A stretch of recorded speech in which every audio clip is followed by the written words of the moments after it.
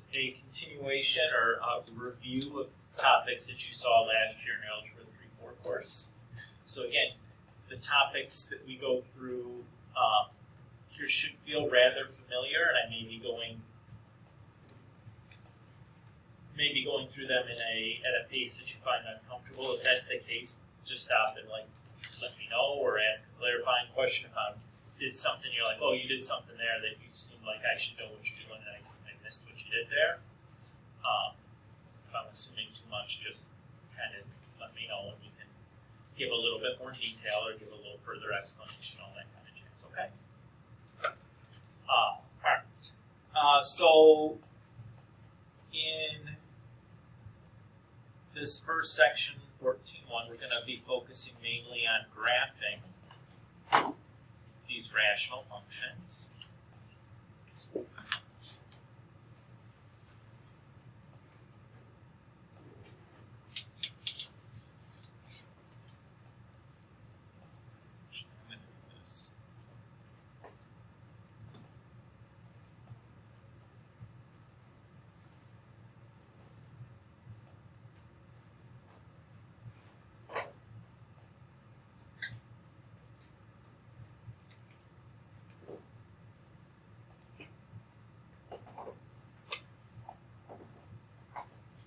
So probably need to start with the definition of what a rational function is.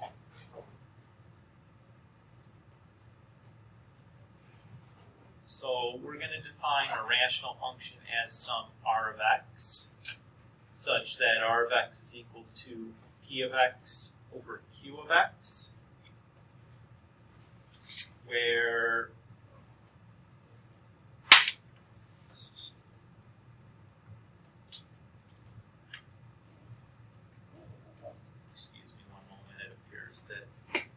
this has happened to me several times.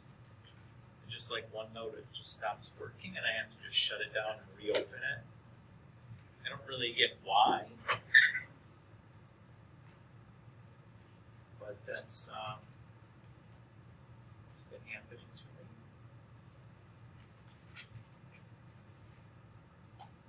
Where this p of x and q of x are polynomials, so just like last chapter, and this q of x is not the zero polynomial, as that would make things make a problem since we're talking about a fraction and the q of x is the denominator, right? Okay. One of the first things that we'll worry about is talking about the domain. So we can find the domain, basically, as all real numbers except the values that make the denominator equal to 0. Right? We're talking about something that's ostensibly a fraction, where you have one number over another number. The only place where you can get into trouble is if the number in the bottom is 0.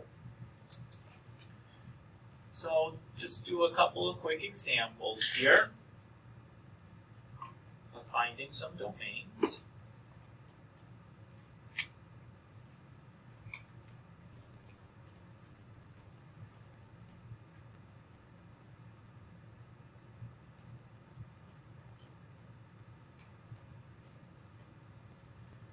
So if I'm looking to find the domain of this rational function, again, I can tell it's a rational function because I just have a polynomial divided by a polynomial. All I care about is the denominator and setting that equal to 0. So when I solve that, I get 1/2. So this basically tells me my domain is all real numbers except for 1/2. Now, we don't want to really write our domain that way. That's not kind of in the standard technical way that we've been writing domains so far. What we'd like to do is write this using an interval notation. So the way we write this using an interval notation is we start from -∞ to 1/2, not including 1/2, union 1/2 to positive infinity. So got to have parentheses there in all the spots, but it's basically, that's the same thing as everything except for 1/2. Because remember, the parenthesis doesn't include 1/2. So everything up to 1/2 and everything after 1/2, but neither of those included 1/2, which is the same thing as we've written before. Just a little more symbol heavy. So no big deal there.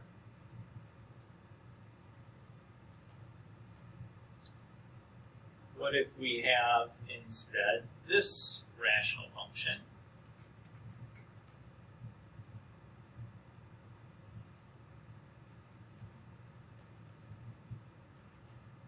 So once again, all we really care about is the denominator. So we'll set that equal to 0. And now to solve this polynomial, I notice that this is factorable, right? I can take a greatest common factor of x out.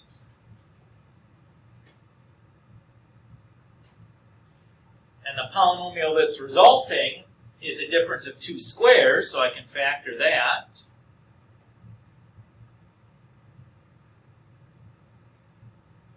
And then when I apply the zero product property, I get the 3 solutions of 0, positive 2, and negative 2. Everybody's good there? So now if I write my domain, I need to be careful here. I need to consider these values that I just found in from smallest to biggest, because whenever we write an interval, it always goes from small to big. So negative infinity to negative 2, the smallest value, union. Negative 2 to 0, the next smallest value, union.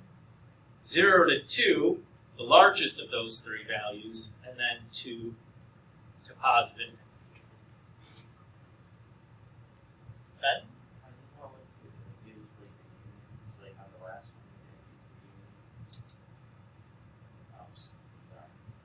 I didn't, yeah, that's the mistake. That's okay. I'm glad you pointed it out.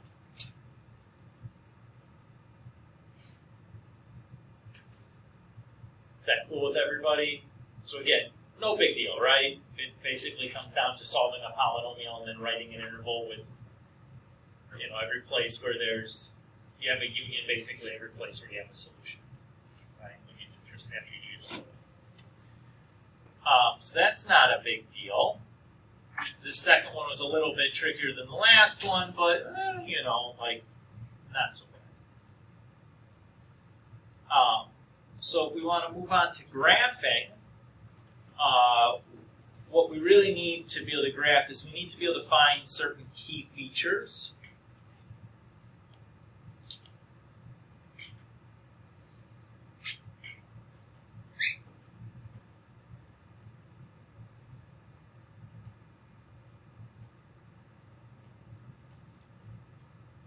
So rational functions have,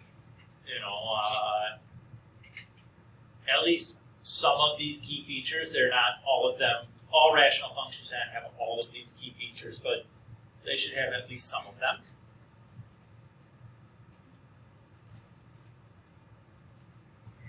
The first one we'll talk about is the vertical asymptote.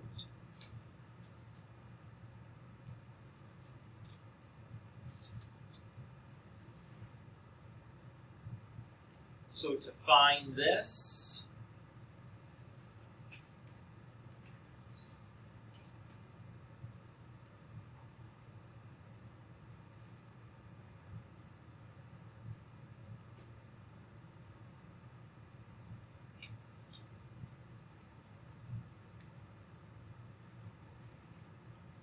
to find your vertical asymptote, we're going to set the reduced denominator equal to 0 and solve.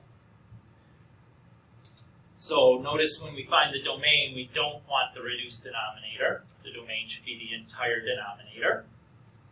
The vertical asymptotes, though, are only coming from the reduced denominator.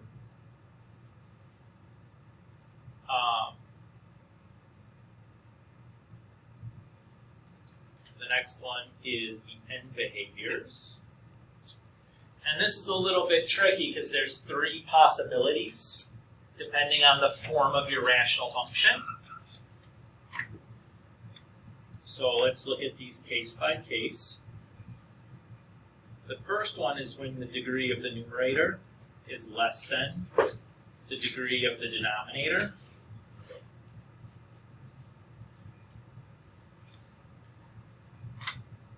In that case, our asymptote end behavior is just going to be y equals 0. So every time the degree of the numerator is less than the degree of the denominator, you'll have that asymptote end behavior of y equals 0.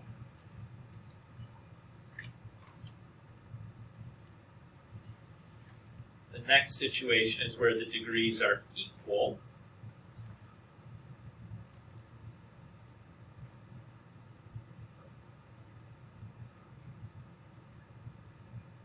In that case, it's going to be the leading coefficient of the numerator, or y equals the leading coefficient of the numerator over the leading coefficient of the denominator.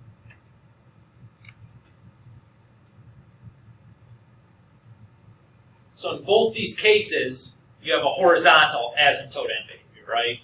It's just going to be some horizontal line in either of these cases. The third situation is the trickiest one, where the degree of the numerator is greater than the degree of the denominator.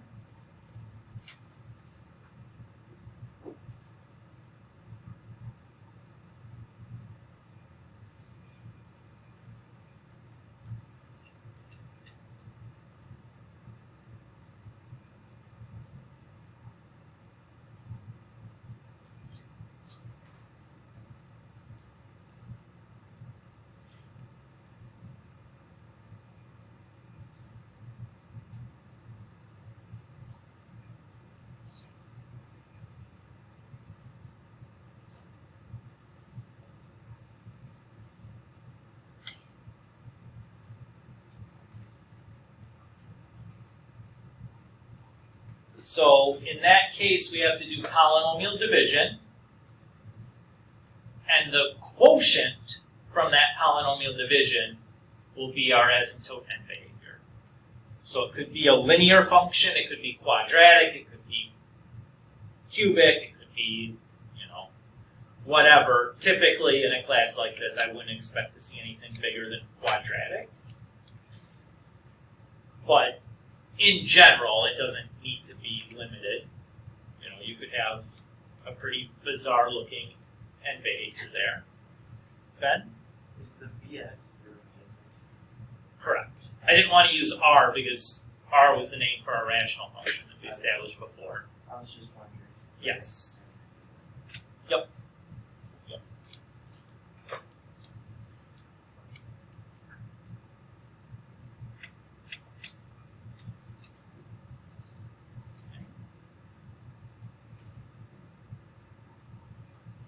So the third key feature that we're going to be looking for are the zeros, or x-intercept.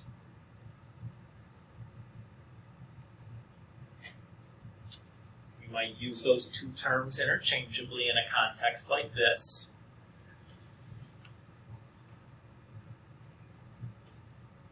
So to do this, we set the reduced numerator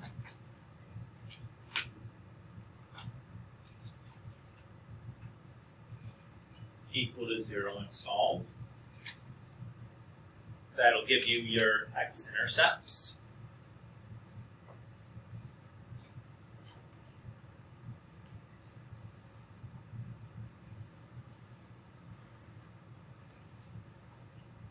And the last one is the y-intercept.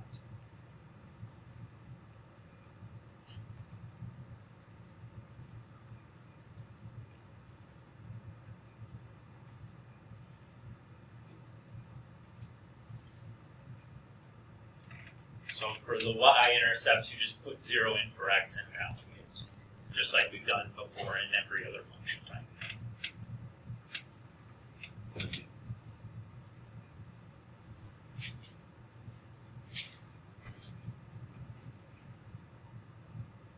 So far, so good.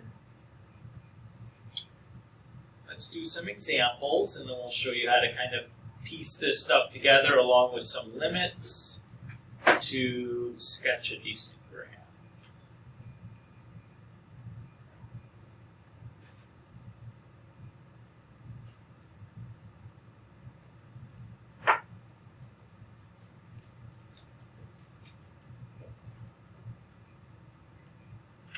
Okay. So the first thing I would do is I would factor the numerator and denominator to see if there's any reducing that can happen.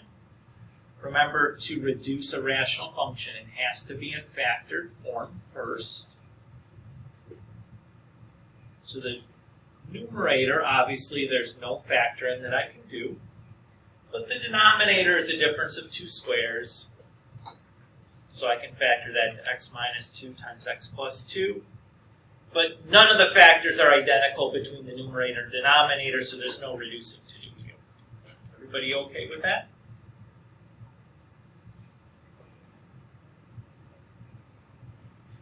So to get the vertical asymptote, I'm just going to take my denominator, set it equal to 0, and solve. So I get two vertical asymptotes at -2 and +2.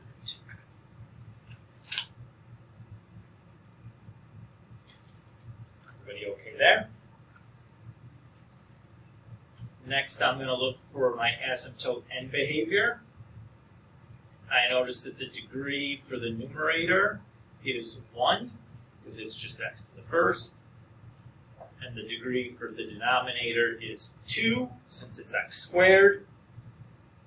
Since the degree of the denominator is less than the degree of the numerator, the degree of the numerator is less than the degree of the denominator, it tells me that it's y equals 0. Everybody's okay there?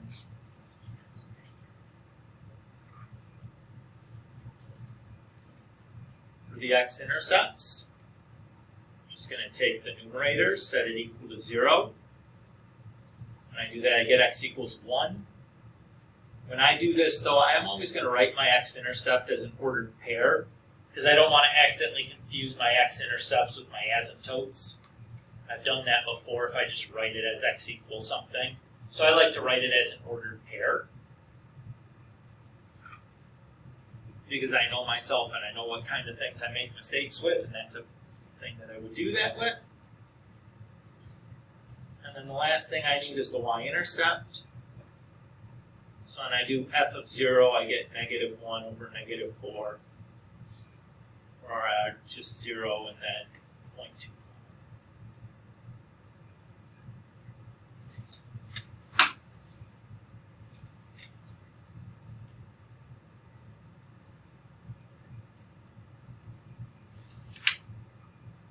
Any questions so far about how I've identified these 4 key features?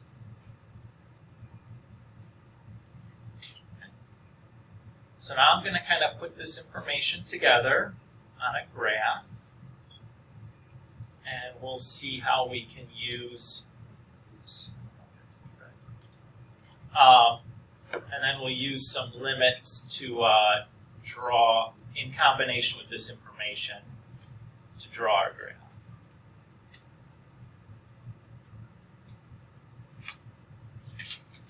So I'm going to start just by putting in my asymptotes. So here's a vertical asymptote at -2.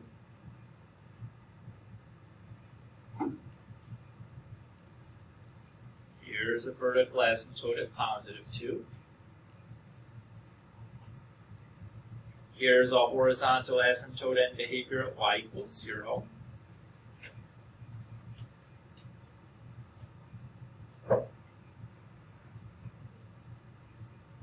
Here's the point for the x-intercept 0, 1, 0. And here's the y-intercept of 0.25.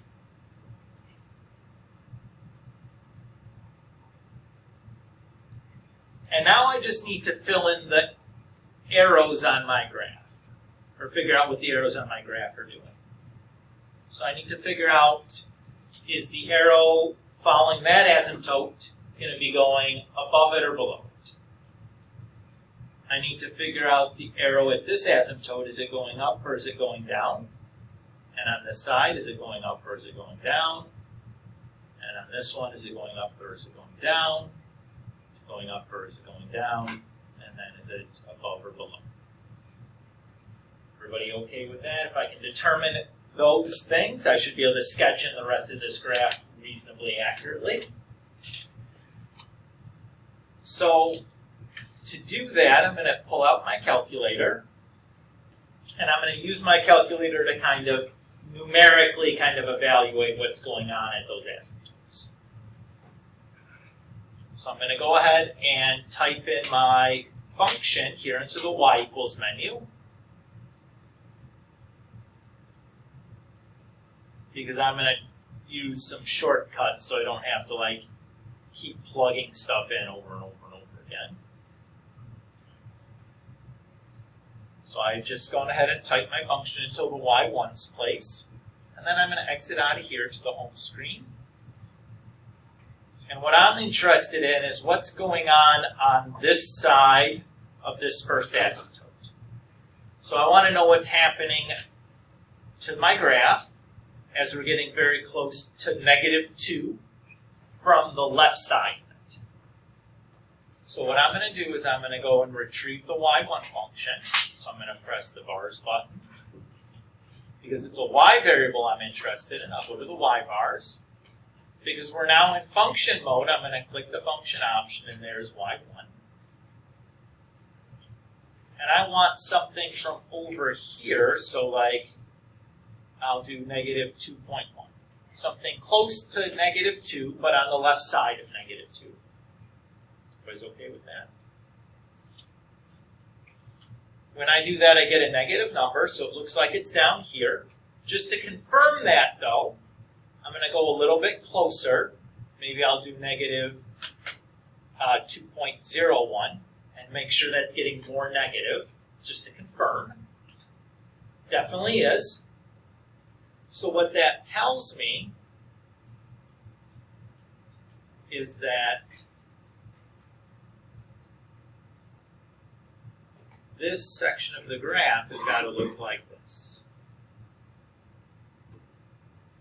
Right? I know it's not crossing that line y equals 0 because there's no x-intercept for it to cross, so it has to be under that line and heading down.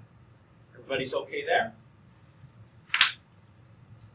Now let's figure out what's happening on the right side of -2.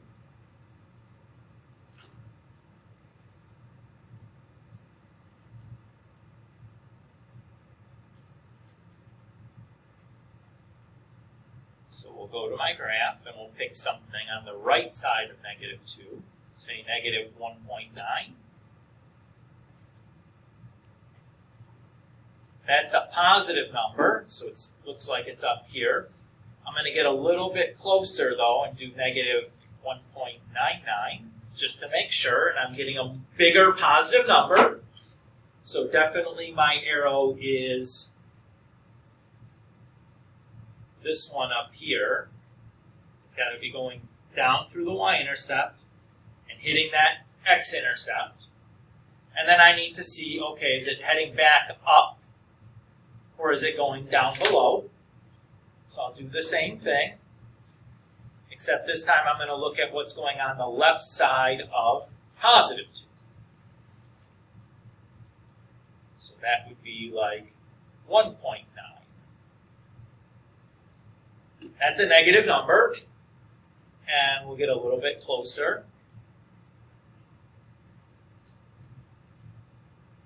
And it's even more negative, so I'm positive that it's doing this. Everybody's okay? And now we just have one more thing to figure out, whether the arrow's heading up or down here on the right-hand side of this. So now we're going to do things on the left or the right side of 2. So maybe 2.1. That's a positive number. Just to make sure that it's actually the up arrow, I'll get a little bit closer and do 2.01. You got more positive, so I'm quite sure that this section is doing this.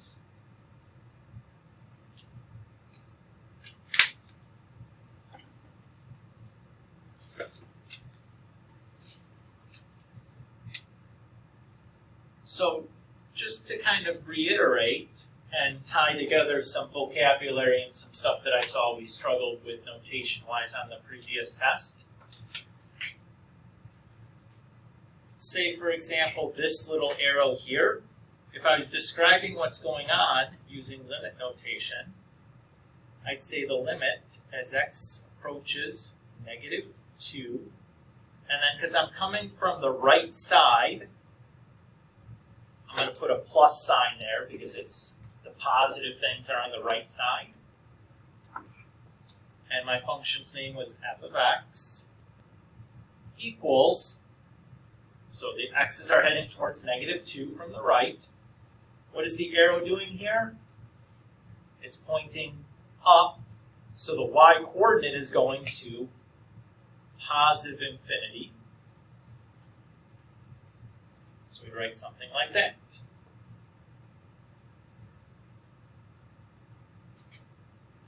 Let's say we're describing this arrow. So again, we have the limit as x approaches. But what value is this arrow pointing to in the x direction? -infinity, right? Because it's going to the left forever. And then my function's name is still f of x. And what value is the arrow going to in the y direction? 0, right? It's stuck there below the x-axis. Everybody agree? So we say it equals.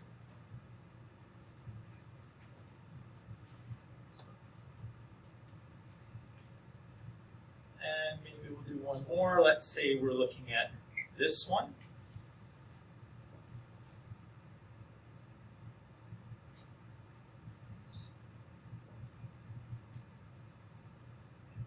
The limit. The x is approaching what value? 2. But we have to be careful here about this because we're on one side of 2 or the other side of 2 matters. Because we're coming from the left, we're on the left side of 2. That's where the negative things live, is in the left direction on the number line. So we're going to put a little negative sign in the exponent. And then our function's name is f of x. And what is the y coordinate doing at that spot? -infinity, because the arrow is pointing down. Does this help at all? So when we talk about proper limit notation, this is the kind of thing that we're looking to see. Not many of us did this correctly on the last test, and maybe that's my fault for not making sure we reviewed that, but we didn't ask about it either, so I thought we were maybe okay with it since it's just a notation thing. But happy to go through and do a little bit of review for that right now, because I saw a few of us had some trouble with that. Kristen? Of course. Yeah, no problem. Do you guys feel a bit better about using these limit notations and kind of what they're representing? It's basically just describing like what an arrow is doing, right? Or a way to describe what an arrow is doing. It could be doing you could use it to do other things too. Let's do another example.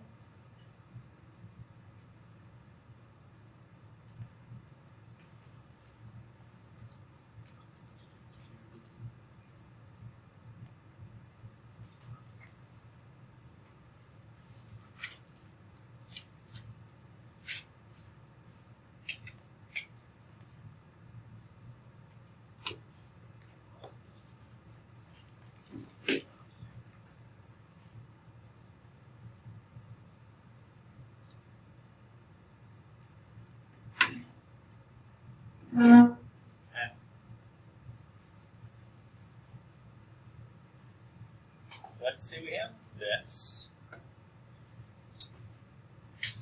So again, the first thing I'm going to do is I'm going to factor this to just make sure, or to check to see if there's any reducing I can do.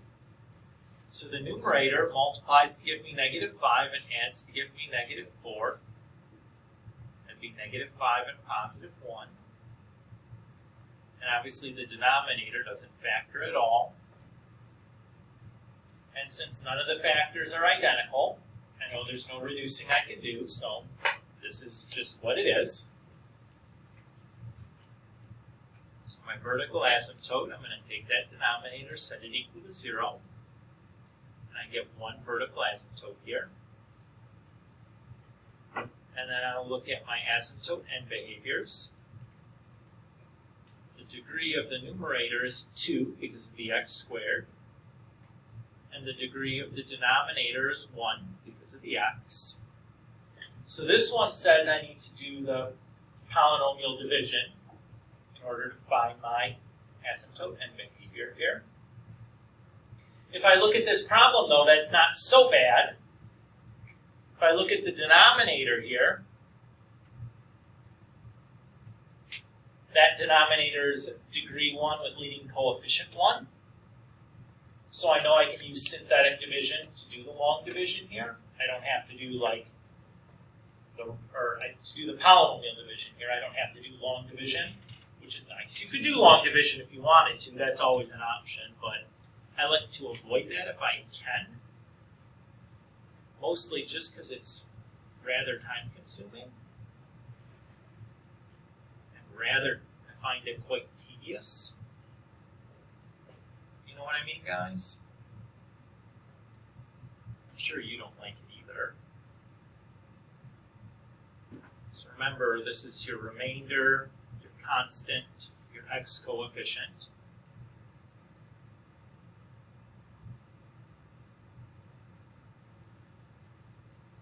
So there's my asymptote end behavior is the diagonal line. Y equals -6, or I'm sorry, y equals x minus 6. Everybody's okay still? To find my x-intercepts, I'll set the numerator equal to 0. So that's going to be 5 and -1. But again, I like to write those as ordered pairs because I don't want to confuse them with my asymptotes. And then my y-intercept, just plugging 0 in for x. So that's -5 over 2, 0, -2.5.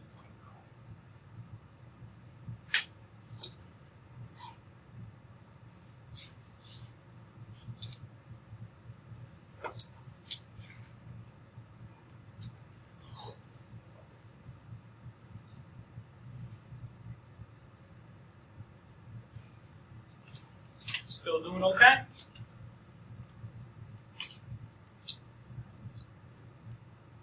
So let's consolidate all this information together onto a graph.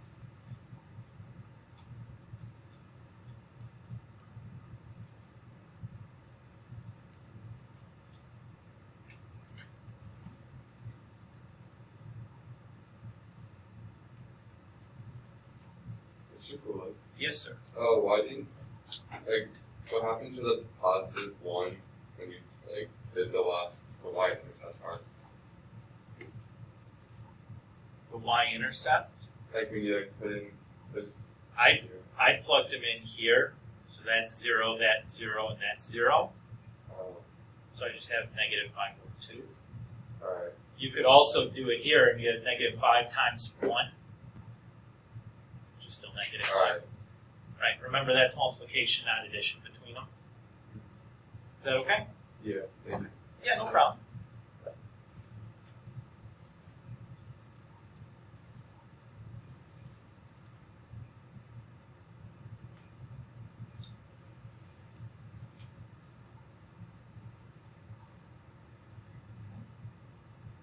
So putting in my asymptotes.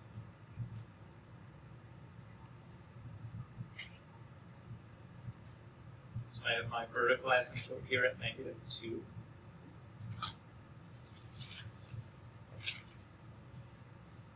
And then to graph my asymptote end behavior, y equals x minus 6, I need 2 points to draw that straight line, right? So I'm just going to use the 2 intercepts. So like 6, 0, and then 0, -6. You can use any 2 points you like. I like picking them kind of far apart. I think it makes it easier to draw a straight line.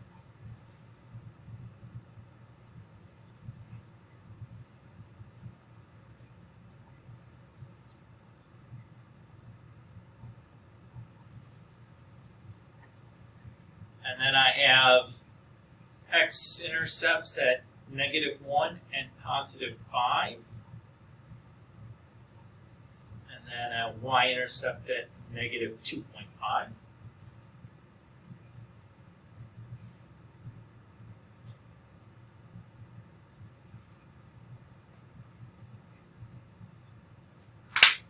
And now I'm going to go ahead and figure out what's going on at my vertical asymptote. So I'm going to go ahead and type in my new function into the y1 spot. So x squared minus 4x minus 5 over x minus 2. And exit out of here. And then I'll do y1 of -2.1. That's negative. And just to be safe, I'll do a little closer. -2.01. And it's still negative.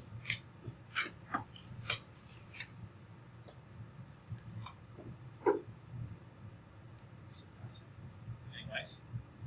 Oops.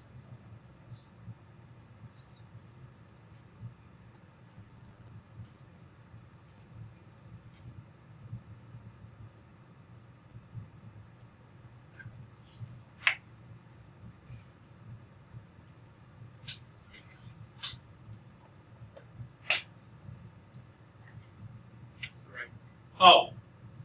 It's like that's something's wrong. There it is. Because that number should have gotten more negative, and it got bigger when I got closer, which was like, what's the matter? This is better. So I had just something typed into my calculator wrong. I had -2 on the bottom instead of +2. That makes much more sense now, right? As I got closer, it got more negative. So what that tells me then is that I'm following this asymptote and then heading down at that asymptote.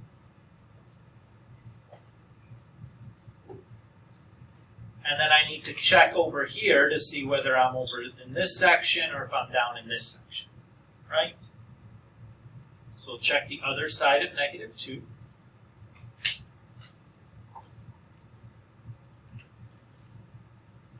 So on the right side, I'm positive, and then if I get a little bit closer, just to be safe, I am more positive. So I'm definitely pointing up here. So then I got to go through the x-intercept, through the y-intercept, back through the other x-intercept, and then follow my other x-intercept.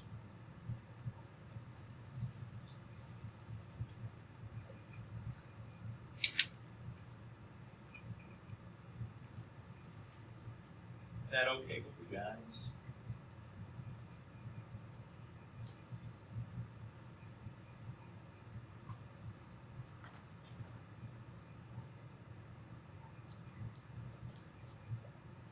Cool. Okay. Let's do maybe one more example and call her good for today. What do you guys say?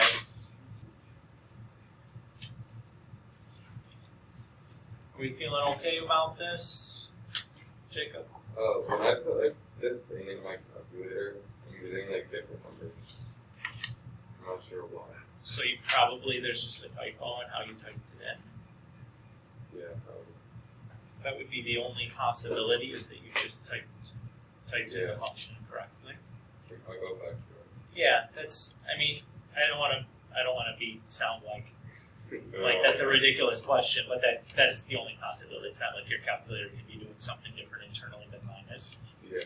So if you're doing the same thing that I'm doing, the only possibility is that, like, I would assume you just typed something in your function incorrectly. Yeah. Like maybe it's, you typed +5 instead of -5, or used a negative sign instead of a subtraction symbol, or something goofy like that.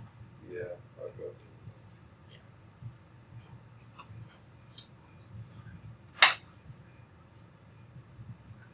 And if you can't find it, certainly we can, when we're done, you can come talk to me and we'll sort it out here Yeah. together. Okay? So it's not like you need to figure it out on your own. If you're like, I've tried doing it and I still don't see it.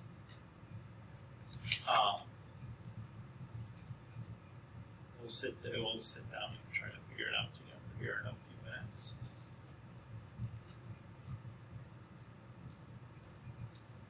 All right. So normally, I would go and check first things first to see if I can reduce this, right? But if I look at the denominator, since that denominator is a monomial, I can just look at this visually and tell that it can't reduce. Since there's everything in the numerator doesn't also have a factor of x in it, I know there's no reducing that I can do. So like, I'm done. No big deal. So I'm not even going to bother trying to factor the numerator right now, although I guess I'll have to do it when I solve, or when I find the x-intercepts, but.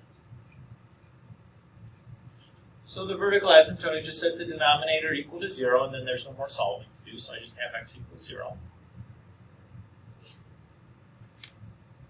The x-intercept, I need to set the numerator equal to 0 and solve. Now, I would just do this by using grouping to factor this.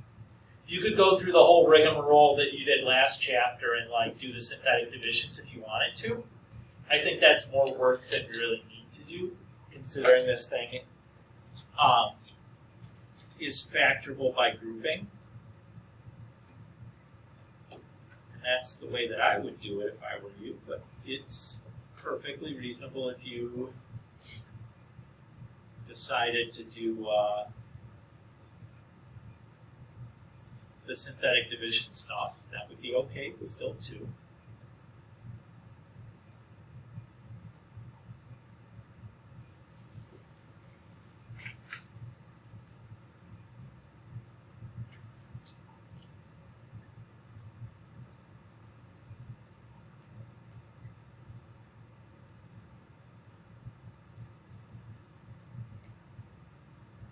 Do that, I get the 3 x-intercepts, -3, 1, and -1.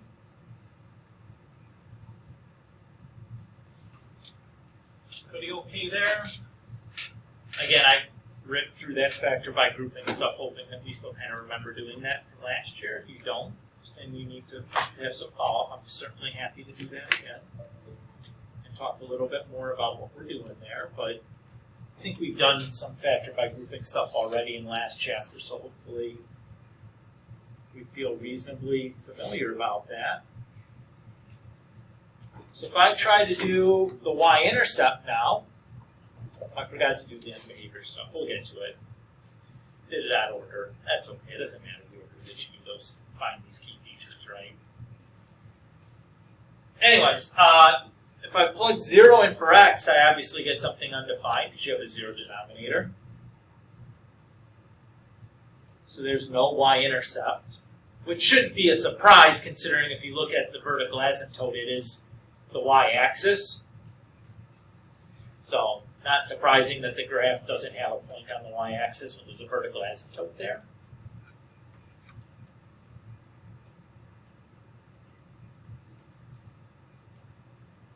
Again, we'll look at the degree of the numerator, which is 3 because of the x cubed, and the degree of the denominator, which is 1 because of the x.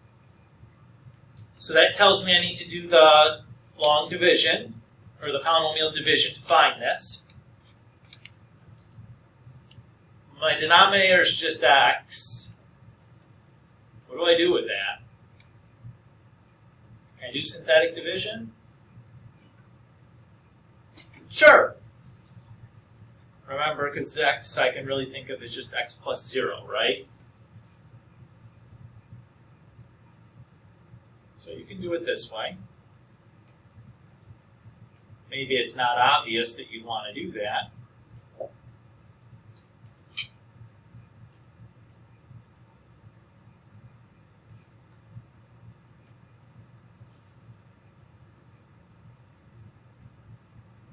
But it'll work. Elizabeth? Or Gracie? Of course. Now, there's another way you could think about doing that division. Just as an aside.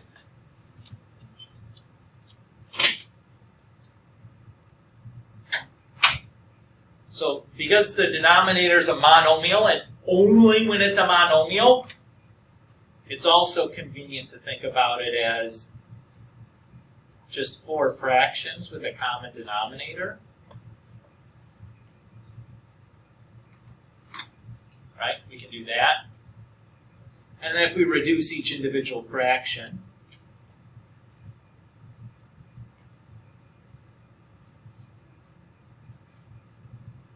so there's my quotient.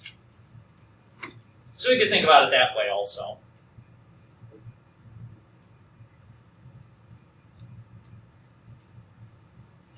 Either way is appropriate. Or even you could do long division if you wanted to, but goodness gracious, I would avoid that if I can, because it's just kind of a hassle, you know? Even though this one wouldn't have been so bad, because there's only one term in your divisor, but still, it's a lot of space compared to the other methods.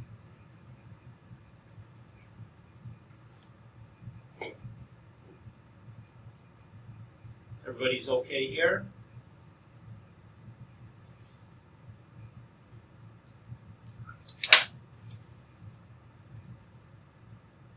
Let's go ahead and, excuse me,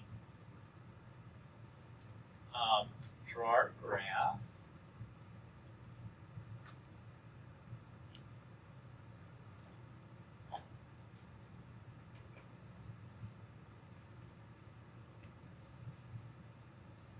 So I have my vertical asymptote at x equals 0, so that's the y-axis.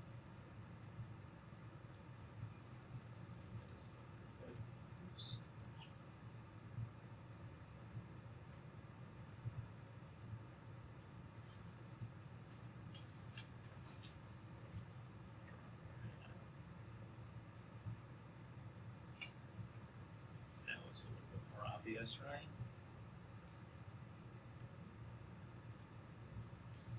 And then I have my x-intercepts.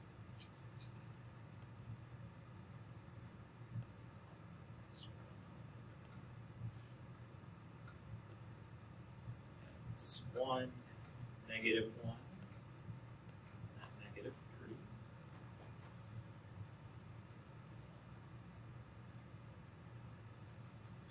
And then I have to graph my asymptote end behavior.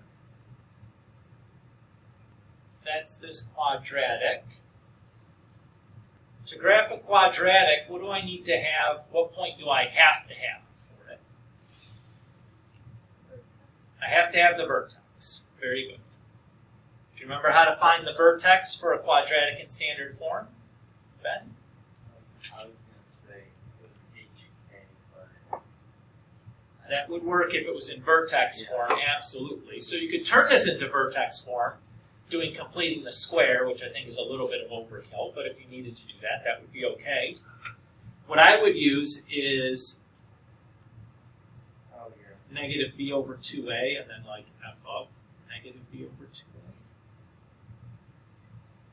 So here, b is just 3, so that's going to be negative 1.5. And then negative 1.5 is 2.25, 4.5 minus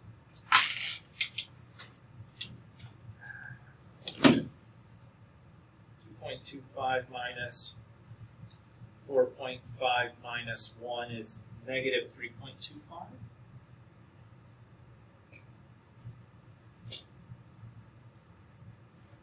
And then I think I would like also maybe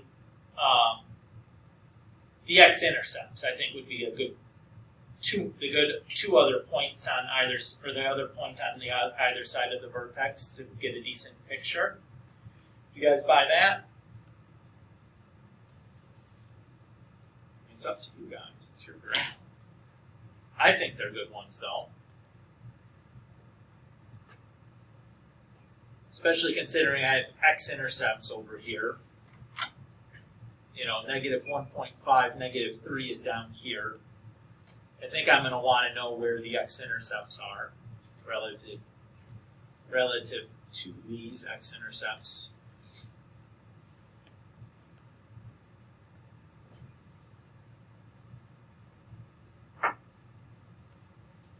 So I set that equal to 0 and solve. Can I factor that? X squared minus 3x, or plus 3x minus 1? No. What should I do to solve it? Yeah, the quadratic formula.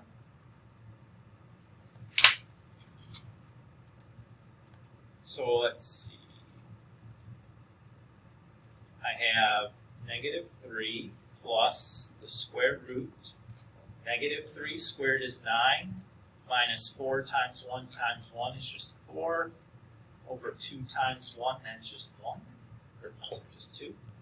So I have negative 3.8. And then I have the same thing with a minus. So that's negative 2.62.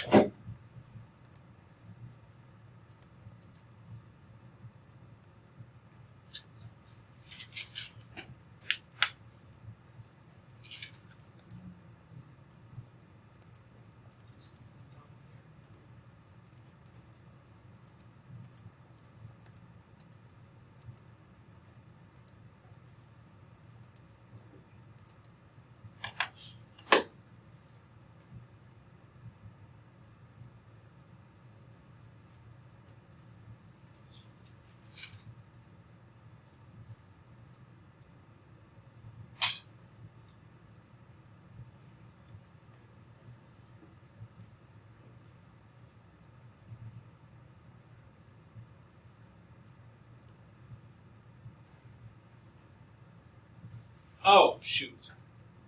It's a negative 1, so it should be plus 4, not minus 4 in that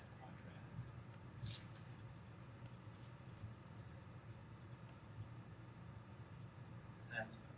It's like, that doesn't, something wasn't sitting right with me. I'm like, that doesn't make sense where that's going. There we go. That's a bit better.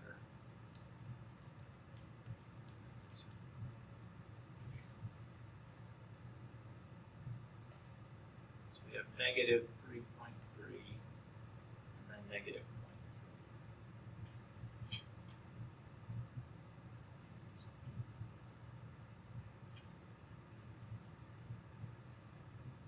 Okay, so negative 1.5 and 3.25, and then negative 0.3 and then negative 3.3.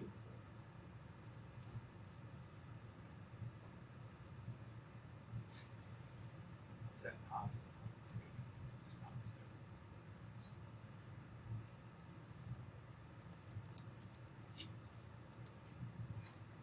Okay.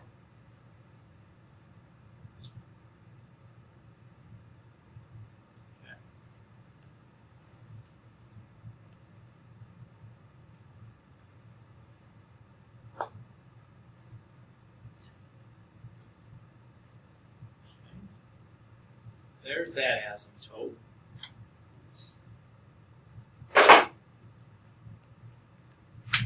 And then I just need to check what's going on near the vertical. Actually, I don't even really need to do that, do I? If we think about it, if we got to go through these x-intercepts, there's no way I can be doing this because I'd be crossing this asymptote. It has to be going and doing that inside. And then over here, it can't be doing this because it would have to cross that asymptote to get to that x-intercept. It would have to be coming from below. So I don't even really need to check my end behaviors or my limits on this one because of where the x-intercepts are and where the asymptotes are. There's really only one way to connect this. So I follow this asymptote, come through here, and follow that asymptote. And then I follow this one up through my x-intercept, and I kind of follow there. I couldn't be doing opposite things at that, or doing anything else at that vertical asymptote because I would have to cross the parabola asymptote to get to the x-intercepts. So I didn't even really need to do that. Check the limits. Although, certainly not wrong for you to do that, but, you know, we wouldn't need to. And I'm all about if I don't need to do it, if I can kind of reason it out without having to do it, sounds good to me, guys. You know what I mean? All right. We're stopping here. That was enough. So the first part of this problem set is 1 through 24.